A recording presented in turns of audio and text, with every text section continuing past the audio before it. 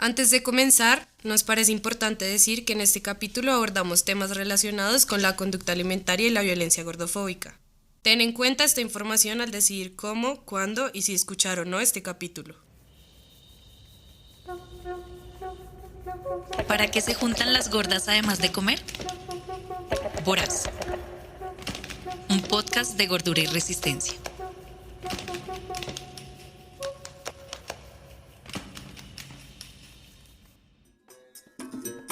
Pues además de comer, también nos juntamos para hablar de la comida, o más bien de nuestra relación con ella.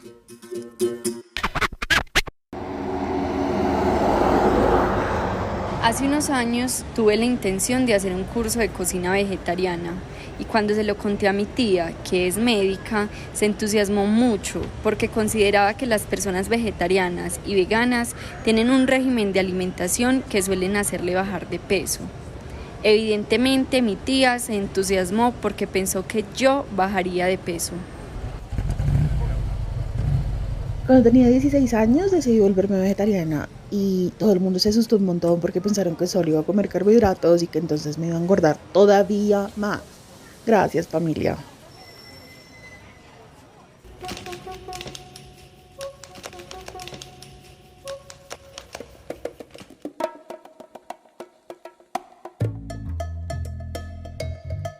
Parece que la gente siempre quiere resolver el misterio de la gordura.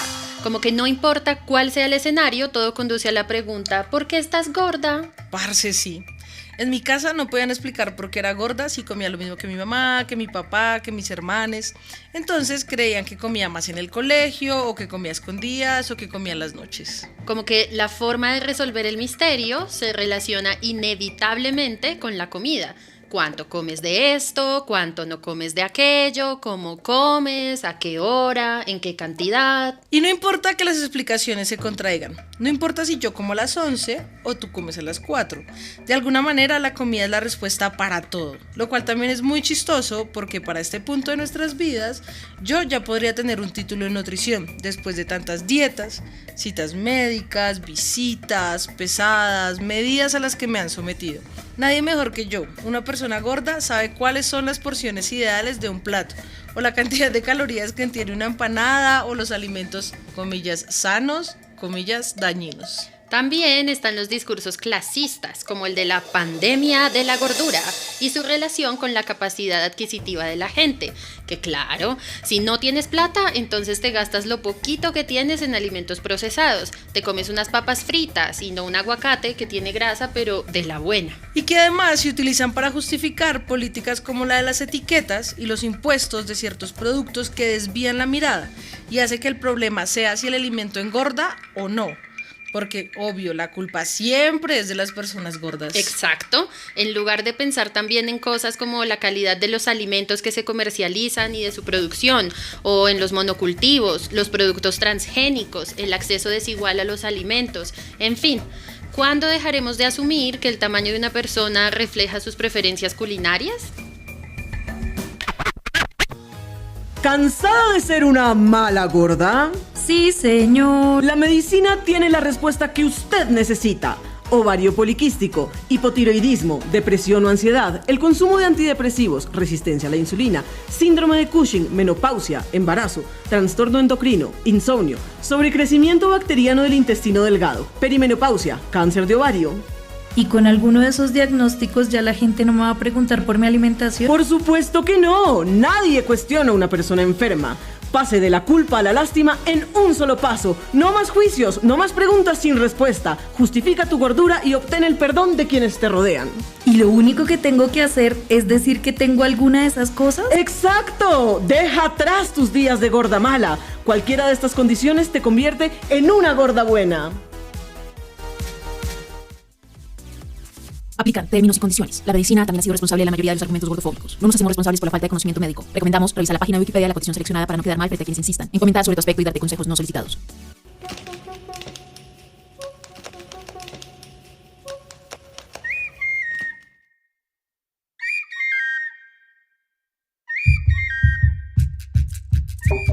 Bueno, Marce, pero entonces, ¿qué pasa después de esa cuestionadera sobre lo que comes y lo que no y en qué cantidad?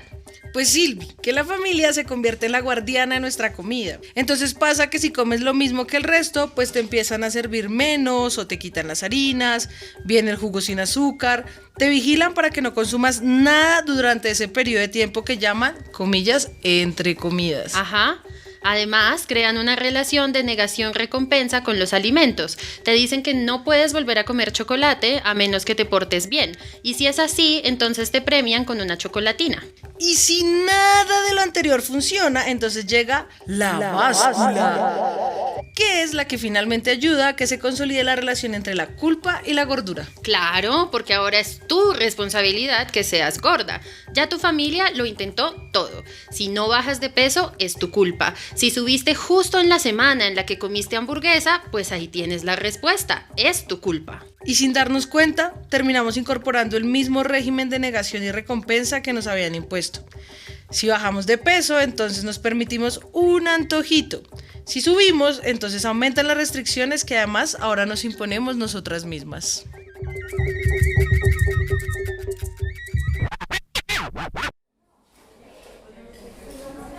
Parce, ¿qué tal la nueva oficina? ¿Ya hiciste Amix? Pues el otro día salí a almorzar con las de la oficina. ¿Y qué tal? ¿Si son chéveres? Pues parce, una mamera, como siempre. Ay, no, ya sé, me imagino. Se armó la feria de la mídeme el plato sin. Total, una que sin papa, otra que sin arroz. Y que la crema de leche engorda, y que solo una harina por plato. Y que si la sopa fue cocida por monjas flacas. Y que si respirar el aire en el que britan las papas no engorda. Y que si se puede cambiar aquello por una suscripción al gimnasio del barrio. Con la gente de mi oficina es igual. ¿Y entonces qué pediste? Pues extra ensalada para que no me juzgaran el plato.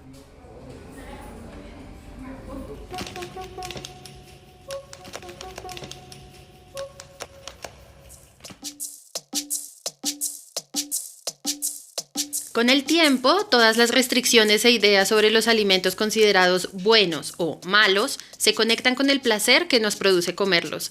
Si lo disfrutas mucho, entonces no puede ser saludable, lo cual de paso refuerza la culpa a la hora de comer. Y es un eterno círculo vicioso, porque finalmente esta relación que creamos con la comida trae una negación del placer. Lo que tiene mucho sentido si comerse un helado o una chocolatina son las recompensas cuando te portas bien. Entonces no es algo que merezcas todo el tiempo.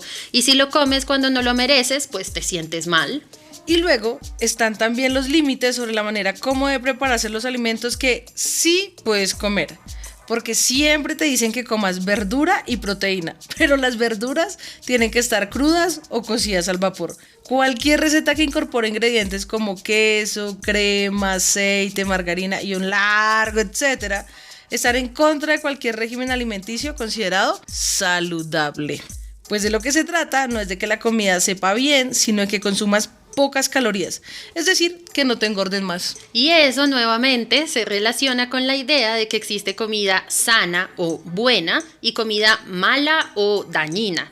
Entonces no solo sientes culpa por lo que comes, sino por cómo te lo comes. En conclusión, no se trata simplemente de privarte de ciertos alimentos o preparaciones, sino de negarte la posibilidad de sentir placer al momento de comer. El placer es algo que solo te puedes permitir en ciertas ocasiones o bajo ciertas condiciones. E incluso ahí la relación es compleja y problemática, porque aunque todo el mundo piensa que las personas gordas somos voraces y nos excedemos en todo, la verdad es que vivimos en constante privación del placer.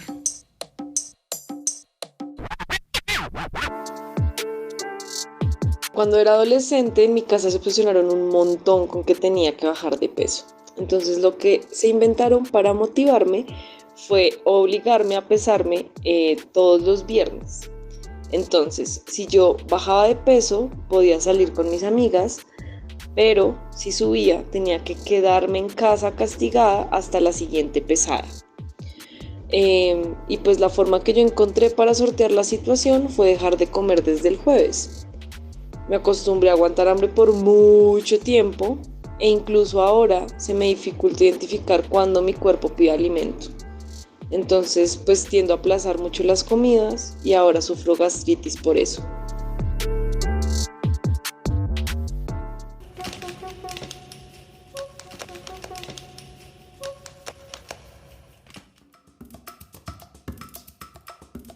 Cuando te prohíbes sentir placer, cuando te niegas a comer ciertas cosas o darte gusto o incluso normalizas sentir hambre, terminas produciendo una desconexión con tu cuerpo. Ya no eres capaz de escuchar sus deseos o necesidades y te obligas a anular esos impulsos, porque la idea es no sentir hambre o ignorarla. Y lo peor es que es algo celebrado por la gente que nos rodea. Cuando tu mamá se alegra porque no quisiste comer torta de cumpleaños, o cuando tu pareja se asombra porque pediste un plato pequeño de comida. Tu cerebro traduce esa alegría y esa sorpresa como que estás haciendo algo bueno. Que eso también tiene que ver con la relación social con la comida, porque claro, ya aprendimos a controlarnos individualmente cuando incorporamos estas prácticas, pero todo eso se ve exacerbado cuando tenemos que compartir comida con gente. Y es en esos escenarios cuando la culpa se convierte en vergüenza. Te da pena comer lo que quisieras o cuánto quisieras, porque hay gente vigilando tu plato. Y volvemos al principio de este capítulo. Si comes ensalada en un restaurante es porque quieres adelgazar. Bendito sea mi Dios. Y si comes hamburguesa, por eso es que está como está. Bueno, pero nos estamos desviando. Creo que algo importante en este asunto de la privación y la desconexión corporal, de la idea de la comida buena y la mala, es que te impide escuchar lo que tu cuerpo necesita. Parce, mira que existe un enfoque en salud conocido como salud en todas las tallas, que en relación con los alimentos defiende la necesidad de recuperar la conexión con nuestra cuerpo y con las señales de hambre y saciedad que nos da, así como los antojos que sentimos, porque entiende que estos también son una manifestación de las necesidades de nuestra cuerpo. Una de las críticas recurrentes a este enfoque es que la gente cree que decirle a una persona gorda que puede consumir todo tipo de alimentos y en la cantidad que su cuerpo le indique, en lugar de privarse permanentemente de los mismos, va a llevar a que las personas se engorden sin parar. Claro, porque es obvio para todo el mundo que una persona gorda necesariamente es alguien que no tiene ningún autocontrol, en especial con la comida. Y lo que este enfoque plantearía es que la ansiedad o el impulso de comer desaforadamente más bien son producidos por la restricción y el estrés al que nos somete la relación conflictiva que nos han forzado a tener con la comida. Igual es necesario preguntarse por qué nos parece bien la negación del placer o de las emociones, las sensaciones y recuerdos que asociamos con la comida y qué consecuencias tienen en nuestras vidas el permitir que eso suceda.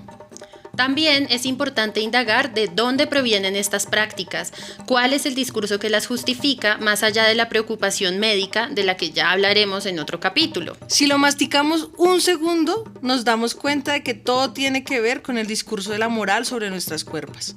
La gordura es reprochable porque se cree que las cuerpas gordas son perezosas, no tienen autocontrol, son poco productivas o vagas, sucias o descuidadas. Y pues todas estas valoraciones morales, digamos que pasan un poco desapercibidas o que no se cuestionan porque están arraigadas en algo que todas las personas hemos normalizado, y es que tenemos que ser productivas y aportar al sistema y a la sociedad.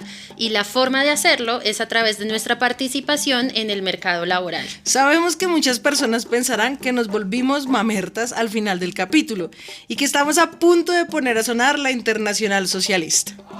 Arriba los pobres del mundo, en pie los esclavos sin más. Pero es que no podemos negar que el desprecio por las cuerpas gordas y también por las personas adultas mayores o por las diversidades motoras tienen una relación directa con la forma en que estas personas se insertan en el capitalismo.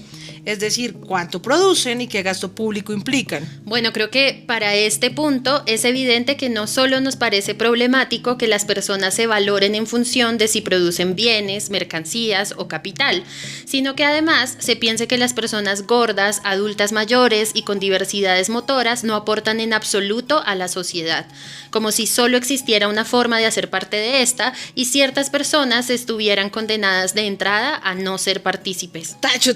Nuevamente nos estamos alejando del tema. Es que hablar de la gordura no es sencillo y algo que parece ser tan simple como la comida termina teniendo 49 patas que dirigen a 78 lugares diferentes. Y por eso vamos a dejar este capítulo hasta acá con la promesa de que volveremos para abordar algunas de las cosas que dejamos enunciadas. Muchas gracias por escucharnos y nos encontramos en el capítulo 2 para hablar sobre la salud. ¡Chaito!